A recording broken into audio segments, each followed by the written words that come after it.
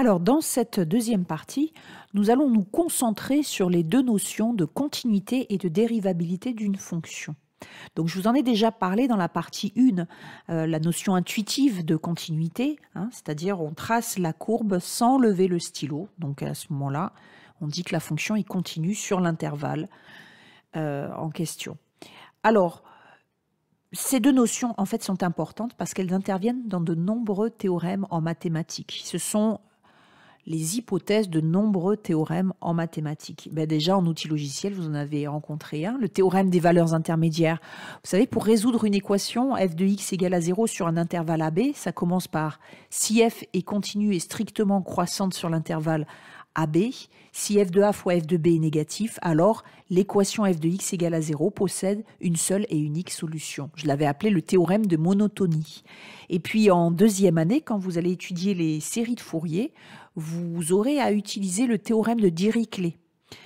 Donc, dans ce théorème, les premières hypothèses, ce sont justement les hypothèses de dérivabilité et de continuité de la fonction à décomposer en série de Fourier. Voilà, et etc., etc. La liste est longue. Donc, il faut vraiment que vous maîtrisiez ces deux notions de continuité et de dérivabilité. Donc, on va voir d'abord la notion intuitive, puis la définition mathématique. Et pareil pour la dérivabilité, et je vous montrerai quelques exemples.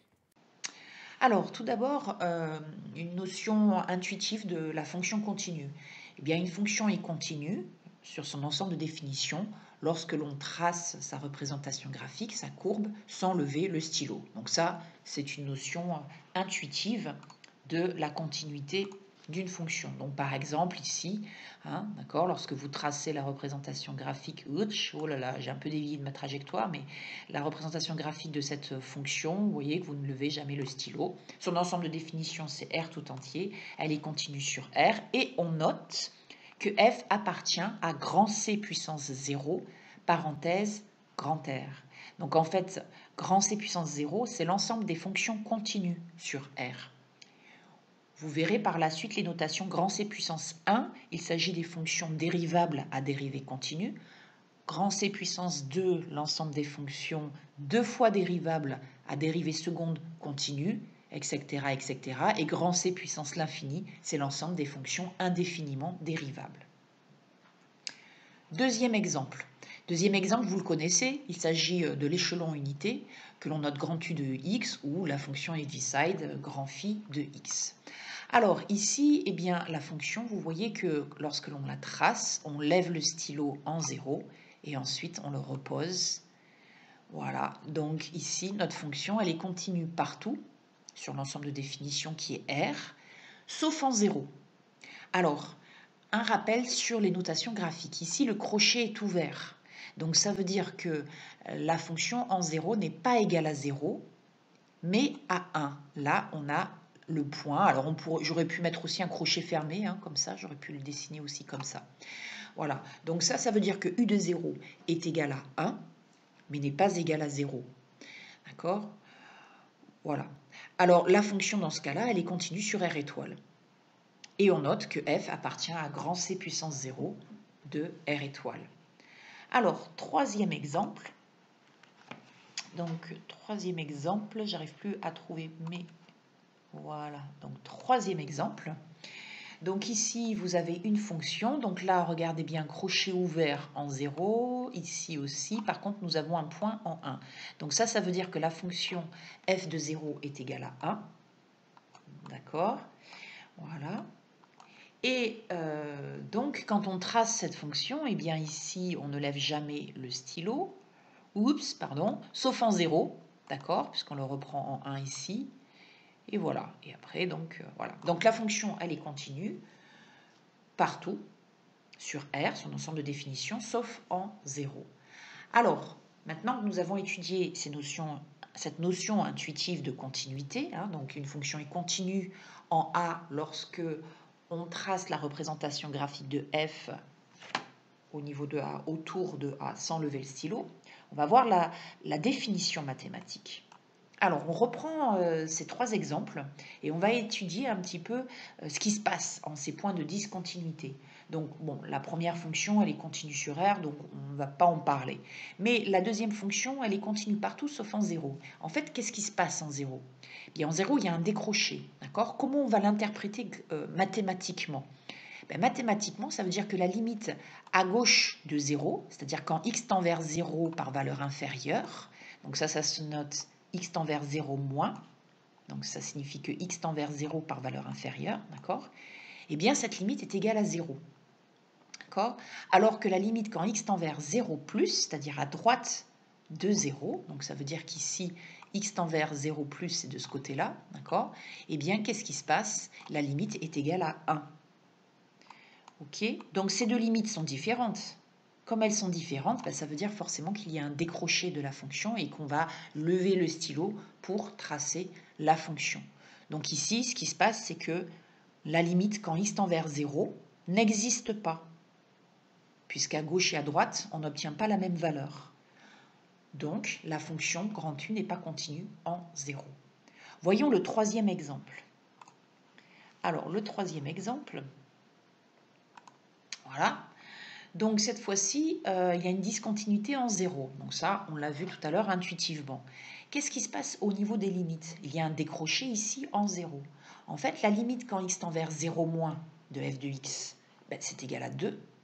Et la limite quand x tend vers 0 plus de f de x, c'est égal à 2. Donc là, de ce côté-là, on a égalité entre les limites à gauche et à droite. Alors ça veut dire que cette fois-ci, la limite quand x tend vers 0 existe, elle est égale à 2. Mais ce qui fait que nous n'avons pas continuité, c'est que cette limite est différente de f de 0. Et voilà pourquoi ici, la fonction f n'est pas continue en 0. Donc nous allons reprendre ces exemples et en tirer une définition. Une fonction est continue en A, qui appartient à son ensemble de définitions, bien sûr, si et seulement si la limite quand x tend vers A de f de x existe et vaut f de A. Voilà, donc soit f, une fonction définie en A, on dit que f est continue en A lorsque la limite quand x tend vers A de f de x est égale à f de A. Alors évidemment, pour étudier la continuité d'une fonction, on ne va pas étudier la continuité en tout point de cette fonction. On va utiliser les fonctions de référence. Grâce aux opérations, en plus, on sait que si deux fonctions f et g sont continues, leur somme est continue. La multiplication de f par alpha, qui est un nombre réel, est continue. Le produit de deux fonctions continues est continu. Le quotient de deux fonctions continues est continu, sauf si son dénominateur est nul, évidemment. Donc, en fait, pour étudier la continuité d'une fonction, on fait appel aux fonctions de référence. Vous savez, les fonctions que j'ai citées précédemment aux pages 5 et 6 du cahier, les fonctions exponentielles, sinus, cosinus, elles sont continues sur R. La fonction ln de x, elle est continue sur R plus étoile. Voilà, la fonction racine carrée de x est continue sur R plus. Voilà, donc, et après, à l'aide des opérations, eh bien, on fabrique ainsi nos fonctions continues. Voilà, donc on dit qu'une fonction est continue sur un intervalle grand I de son ensemble de définitions lorsque f est continue en tout point de grand I. Et on note grand C puissance 0, l'ensemble des fonctions continues. Et pour préciser dans quel intervalle on travaille, eh bien on va écrire grand C puissance 0 de grand I.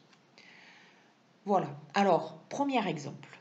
En fait, il n'y en a qu'un d'exemple. Donc, exemple, on va travailler avec la fonction g de x qui est définie de la façon suivante. Elle est définie en deux morceaux, on va dire.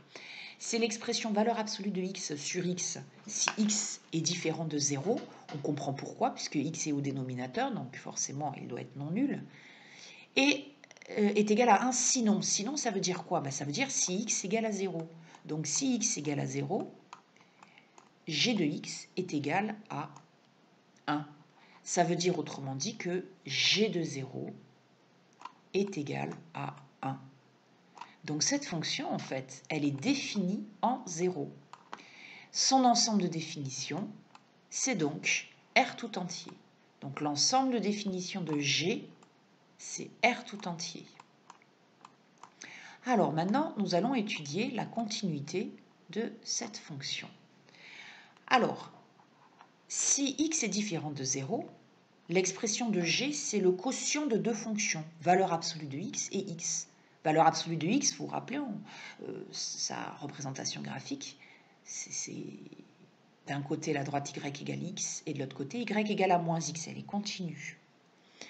Et la fonction y égale x, il s'agit de la droite d'équation y égale x. Donc elles sont toutes les deux continues. Donc on a g de x sur r étoile qui est le quotient de deux fonctions continues. Elle est donc continue. Et maintenant, on va regarder ce qui se passe en 0, parce que forcément, c'est en 0 qu'il faut zoomer, c'est en 0 qu'il faut s'inquiéter sur la continuité de cette fonction. Alors, pour ce faire, on applique la définition, on calcule la limite quand x tend vers 0 de g de x. Donc, vu que x tend vers 0, ça veut dire que x est non nul, donc on va utiliser l'expression valeur absolue de x sur x. Valeur absolue de x, je vous rappelle, c'est égal à x si x est positif, mais à l'opposé de x si x est négatif. Parce que l'opposé d'un nombre négatif est positif. Alors ça veut dire qu'il va falloir distinguer le cas où x est positif et le cas où x est négatif. On est donc amené à étudier la limite en en 0-, et la limite en 0+. Alors, en 0-, on obtient donc la limite de valeur absolue de x sur x, et valeur absolue de x est donc moins x. On simplifie par x, et on trouve moins 1. Qu'est-ce qui se passe en 0+? Même travail, on va avoir limite de valeur absolue de x sur x. Valeur absolue de x, c'est x. Hop, on simplifie, et on trouve donc 1. Donc, la limite en 0- est différente de la limite en 0+. Ça veut dire que la limite de g de x en 0 n'existe pas. Donc forcément, il va y avoir un décrochage de la courbe quand on va vouloir la tracer et la fonction g n'est pas continue en 0. Alors maintenant, on va tracer cette fonction. On va visualiser maintenant ce que l'on vient de démontrer, à savoir que la fonction g est continue sur r étoile et seulement sur r étoile. Alors, la représentation graphique de g, eh bien voilà ce qu'on obtient, puisque quand x est positif, strictement, g de x est valeur absolue de x sur x, valeur absolue de x c'est x, comme on l'a vu précédemment, donc on trouve que g est constante sur r+, et elle est constante égale à 1, et sur r-, valeur absolue de x est moins x, donc comme on l'a vu précédemment, on obtient moins 1. Qu'est-ce qui se passe? On sait que g de 0 est égal à 1. Donc qu'est-ce qui se passe en 0? On va avoir ici un crochet fermé ou un point, comme vous voulez, sur le point de coordonnées 0, 1, et puis un crochet ouvert de ce côté-là. Voilà, donc on visualise effectivement que la fonction est continue sur R, sauf en 0. Alors une petite remarque, mais qui n'aura pas forcément d'importance pour vous, peut-être pour ceux qui poursuivront leurs études en école d'ingénieur. Comme la limite quand x tend vers 0 plus de g de x est égale à 1, qui est égal à g de 0, on dit alors que g est continu à droite de 0. Voilà donc pour la notion de continuité d'une fonction. Alors maintenant, nous allons étudier la dérivabilité d'une fonction. Alors, on va faire un peu le contraire de la continuité, c'est-à-dire pour la continuité, on avait commencé à travailler sur la notion intuitive, puis on en a déduit la définition mathématique. Là, pour la dérivabilité, on va partir de la définition mathématique pour arriver à la notion intuitive, c'est-à-dire comment reconnaître graphiquement qu'une fonction est dérivable ou ne l'est pas. Alors, définition, soit f, une fonction définie en a, on dit que f est dérivable en a lorsque la limite suivante, donc la limite quand x tend vers a de f de x moins f de a sur x moins a, existe, est finie, et à ce moment-là, cette limite, on la note f' de a et on l'appelle le nombre dérivé de f en a. Alors, on va interpréter graphiquement ce résultat. Vous allez oublier vos connaissances de terminale et vous allez interpréter graphiquement, sans la limite, le nombre f de x moins f de a sur x moins a. Donc ici, j'ai tracé la courbe représentant f entre deux points, grand A et grand M, qui sont tous les deux de coordonnées respectives a f de a et x f de x, puisqu'ils sont sur la courbe représentant f. Donc f de x moins f de a sur x moins a, ça fait penser à xm, f de x, pardon, excusez-moi, je recommence. Ça fait penser à, tac, alors, ym moins ya, voilà, ça peut peut-être être mieux comme ça, sur xm moins xa. Et ça, c'est le coefficient directeur ou la pente, comme vous voulez, de la droite AM. D'accord? Ym, eh bien, c'est bien f de x. Ya, f de a. Xm, c'est x. Et xa, c'est a. Donc, f de x moins f de a sur x moins a, c'est la pente ou le coefficient directeur, comme vous préférez, de la droite AM. Alors maintenant, que se passe-t-il quand on met la limite, quand x tend vers a, devant cette expression, devant cette pente? Eh bien, à ce moment-là, voilà ce que l'on va obtenir. Alors, quand x tend vers a, vous allez avoir ici, en abscisse, petit x tend vers a, donc le point grand M, il va tendre vers le point grand A le long de la courbe d'équation y égale à f de x. Et visuellement, mentalement, vous allez voir bouger le point M le long de la courbe de f, représentant f, et vous allez visualiser aussi les droites AM. D'accord? Les droites AM. Donc ici, quand x tend vers A, les droites AM vont tendre vers la droite ici, qui est en fait la tangente à la courbe représentant f en grand A. Donc en fait, quand on rajoute la limite quand x tend vers A devant cette expression qui est déjà au départ la pente de la droite AM, on obtient la pente de la tangente à la courbe représentant f au point grand A. Donc voilà pourquoi f' de A, c'est ce qu'on vous a dit en terminale, c'est la pente de la tangente à la courbe représentant f au point grand A. Mais alors, comment reconnaître graphiquement qu'une fonction est dérivable en un point grand A, en petit a? Eh bien, si vous arrivez à tracer la tangente à la courbe en ce point, ça veut dire que la fonction est dérivable en ce point. Voilà. Donc, voilà comment on va pouvoir graphiquement visualiser si une fonction est dérivable ou ne l'est pas. Donc, premier exemple ici, vous avez une fonction qui est définie sur R, elle est continue sur R, et vous voyez qu'en chaque point de son ensemble de définition, je peux tracer une tangente. Je peux tracer la tangente à la courbe représentant f. D'accord? Donc ça veut dire que la fonction f est dérivable en tout point A de R, donc la fonction est dérivable sur R. Deuxième exemple, je reprends l'exemple de la fonction échelon unité ou fonction de Heaviside. Et là, donc vous savez, elle est définie sur R. Hein. Je vous rappelle que u de 0 existe, il est égal à 1. Pareil, en tout point, ici, d'accord, je peux tracer la tangente à la courbe représentant u. D'ailleurs, c'est la droite, hein, c'est la même droite, c'est y égale 0 de ce côté-là, et c'est y égale à 1 de ce côté-là. D'accord? Par contre, qu'est-ce qui se passe en 0? En 0, je ne peux pas tracer la tangente à la courbe, puisque d'un côté, je suis ici, et d'un côté, j'ai cette droite-là. Donc, je ne peux pas tracer la tangente à la courbe en 0. Donc, f est dérivable sur R étoile. En fait, vous avez compris ce qui se passe. Dès que la fonction n'est pas continue en A, alors elle n'est pas dérivable en A. D'accord? Donc la contraposée, eh bien, ça va donner que si f est dérivable en A, alors f est continue en A. Autrement dit, la notion de dérivabilité est plus forte que la notion de continuité. Ah mais pourquoi ça? Une fonction continue en A ne pourrait-elle pas être dérivable en A? Alors on va voir un exemple. Et l'exemple en question, il s'agit de la fameuse fonction valeur absolue de x. La fonction valeur absolue de x.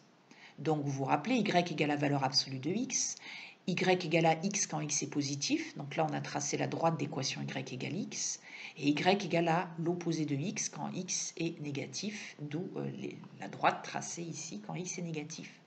Donc l'ensemble de définition c'est R, la fonction est continue sur R tout entier, d'accord? Mais par contre, elle n'est pas dérivable en 0, parce que regardez, autant là, en tous les points de la courbe, je peux tracer la tangente, mais là, ici, de ce côté-là aussi, hein, mais dès que j'arrive en 0, impossible de tracer la tangente à la courbe représentant la valeur absolue. En fait, ce qui se passe, si vous regardez bien, la pente de la tangente à gauche de 0, ça va être égal à moins 1, puisque c'est la dérivée de moins x qui est moins 1. Et la pente de la tangente à la courbe à droite de 0, c'est égal à 1. Donc on peut le noter respectivement f' de 0 moins et f' de 0 plus. Donc ici, impossible de tracer la tangente à la courbe en 0. En fait, vous remarquez graphiquement que vous avez affaire à un point anguleux. Oui, donc dans une courbe, dès que vous voyez un point anguleux, eh bien, la fonction n'est pas dérivable en ce point anguleux.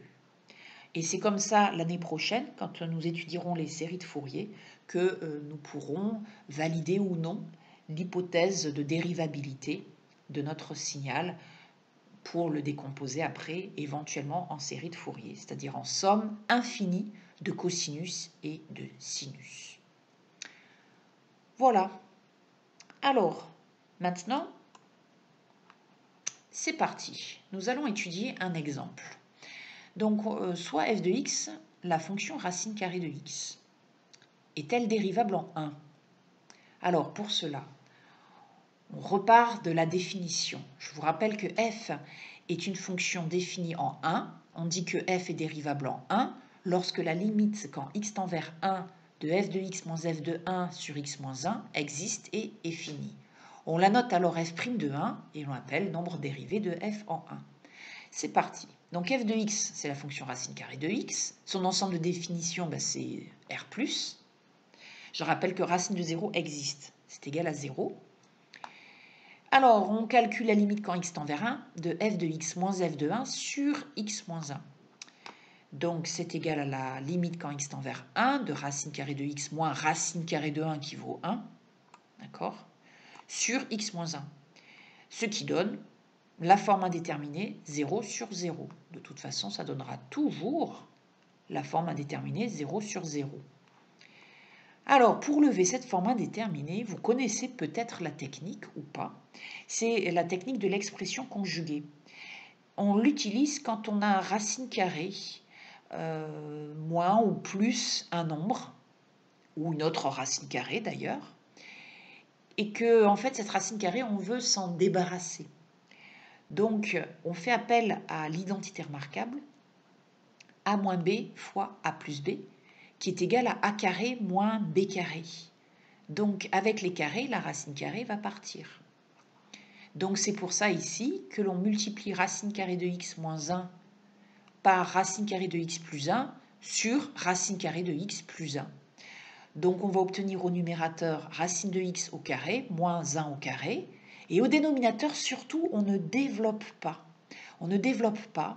C'est ce que je vous ai dit d'ailleurs depuis le semestre 1, depuis le début de l'année, je vous dis, en mathématiques, il faut le moins souvent possible développer. C'est souvent la factorisation qui nous aide à travailler, soit pour résoudre une équation, soit pour décomposer en somme d'éléments simples une fraction, etc., etc. Donc, il est important de ne pas vous précipiter pour développer des expressions. Vous serez bien à temps de le faire par la suite si besoin est. Et là, vous voyez qu'effectivement, on fait bien de ne pas développer parce que x-1 s'en va au numérateur et au dénominateur. Et on a donc 1 sur racine carrée de x plus 1. Quand x tend vers 1, ça fait racine de 1 plus 1 plus 1, 2. Donc la limite existe, est finie, et f est donc dérivable en 1. On obtient que f' de 1 est égal à 1 demi. Alors l'ensemble de définition de f, c'est R+. On vient d'étudier la dérivabilité de f en 1. Voyons voir ce qui se passe en 0. Alors, donc on va calculer la limite quand x tend vers 0. Alors 0 plus, forcément, puisque la racine carrée est dérivable sur R+, de f de x moins f de 0 sur x moins 0. Ça donne racine carrée de x moins racine carrée de 0 sur x moins 0. D'accord? Et donc, évidemment, comme racine de 0 fait 0, voilà. Donc on obtient racine carrée de x sur x, ce qui nous donne une forme indéterminée, 0 sur 0. Pour lever cet indéterminé, nous allons tout simplement simplifier la fonction. X, c'est racine de x fois racine carrée de x. X est positif, donc on peut écrire que x est le produit de racine carrée de x par racine carrée de x. On simplifie alors par racine carrée de x et on obtient 1 sur racine carrée de x. Donc, quand x tend vers 0 plus, ça donne plus l'infini. Ah, mais alors, cette limite, elle est infinie, elle n'est pas finie. Donc, la fonction racine carrée n'est pas dérivable en... Oups, qu'est-ce que j'ai écrit là? En 0, bien sûr, d'accord? N'est pas dérivable en 0. Alors, graphiquement, qu'est-ce qui va se passer graphiquement? On va dire que la pente de la tangente à la courbe représentant racine carrée en 0 tend vers plus l'infini, mais alors il s'agit en fait d'une tangente verticale, et comme on a le plus, cette tangente verticale est tournée vers le haut. Voilà, donc la courbe va donc être tangente à l'axe des ordonnées en partant de 0. Alors, on vient de montrer que f est dérivable en 1, que f n'est pas dérivable en 0. Alors, on ne va pas s'amuser à chercher la dérivabilité de f en chaque valeur de R+. Toute une vie n'y suffirait pas. Donc, on va généraliser. On va tester, on va chercher la dérivabilité de f en a. Alors, en a strictement positif, puisqu'on vient de voir qu'en 0, elle n'est pas dérivable. Donc, on reprend la définition. Limite quand x tend vers a de f de x moins f de a sur x moins a. Ça donne la limite quand x tend vers a de racine carrée de x moins racine carrée de a sur x moins a, forme indéterminée à nouveau, 0 sur 0. Pour lever l'indéterminé, même technique que précédemment, on va multiplier numérateur,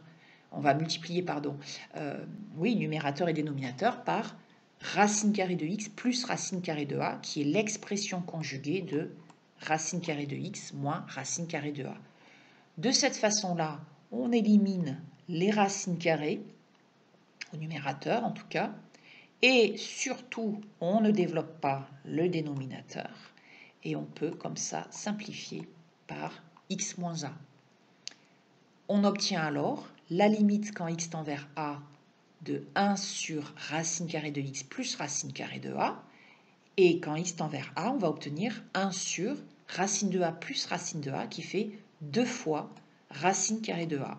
C'est une limite finie, parce que a est strictement positif, a est non nul. Et bien donc, on vient de montrer que f est dérivable sur R plus étoile, c'est-à-dire sur l'intervalle ouvert 0 plus l'infini. Et la dérivée, eh bien vous la reconnaissez, c'est 1 sur 2 racine carrée de a. La dérivée de racine carrée en a. Et voilà, donc ça c'est pour tout a strictement positif. Alors vous vous imaginez bien que les mathématiciens ont fait tout le travail pour nous. C'est-à-dire, ils ont étudié, déterminé la dérivabilité du cosinus, du sinus, de tout polynôme, de les fonctions exponentielles, du logarithme. Et ils ont obtenu toutes les formules dérivées. Donc, nous, il ne nous reste plus qu'à les apprendre par cœur. Voilà, donc si vous ne connaissez pas par cœur vos dérivées, eh bien voilà ce que vous devez faire. Vous devez les démontrer. Ça se mérite, le tableau des dérivées. Il faut le connaître par cœur ou il faut le redémontrer. À vous de choisir. Alors, je rappelle donc ce que nous venons de voir.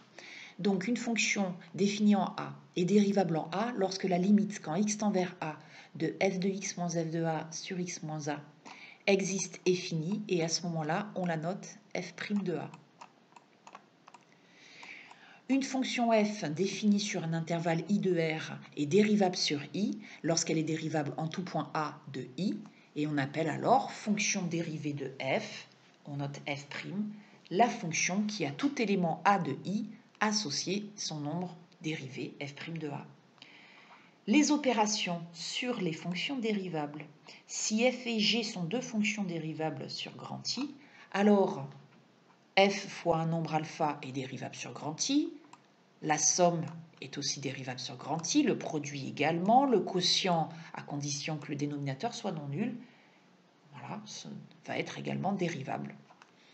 Les formules que vous connaissez normalement relativement bien, la première, curieusement, est plus rarement connue que les suivantes. C'est-à-dire, la dérivée de alpha fois f, où alpha est un nombre, c'est alpha fois la dérivée de f. Et oui, certains étudiants là-dessus font u fois v. Voilà. La dérivée de f plus g, c'est f' plus g'. La dérivée d'une somme, c'est la somme des dérivées. Et attention, la dérivée d'un produit, c'est f'g plus fg'. La dérivée d'un quotient, à condition que le dénominateur soit non nul, c'est f'g moins fg' sur g carré. Et enfin, pour finir, si f est dérivable sur i et g est dérivable sur f de i, alors g rond f est dérivable sur i et la dérivée de g rond f, c'est g' rond f fois f'. Voilà, alors pour les fonctions composées, si vous ne connaissez pas ce symbole, on en a déjà parlé, il me semble bien, mais vous le retrouvez, ce symbole, dans les pages 4 à 9 du polycopier. Et si jamais vous ne comprenez pas, vous me demandez, vous m'envoyez un mail ou vous chattez sur Moodle et je vous fais une petite vidéo sur le sujet. Voilà donc le fameux formulaire des dérivées à connaître par cœur. Donc vous avez colonne de gauche les dérivées classiques appliquées à x. La dérivée de x puissance n, c'est n fois xn moins 1. Et à droite, la même formule mais appliquée à une fonction grand U. Donc la dérivée de grand U puissance n, c'est n fois u' u puissance n moins 1. Mais ça, je vous en ai déjà parlé au début de l'année, quand on avait, vous vous rappelez, utilisé les formules dérivées des fonctions trigonométriques. Donc, je vous avais déjà expliqué tout ça, c'est-à-dire la dérivée de sinus de u, c'est u' fois cos u. La dérivée de cos u, c'est moins u' fois sinus u. Voilà. La dérivée d'exponentielle u, c'est u' fois exponentielle u, etc. Donc, toutes ces formules sont à connaître par cœur. Et de nouvelles formules viendront compléter ce tableau à la fin de ce chapitre lorsqu'on étudiera les fonctions réciproques.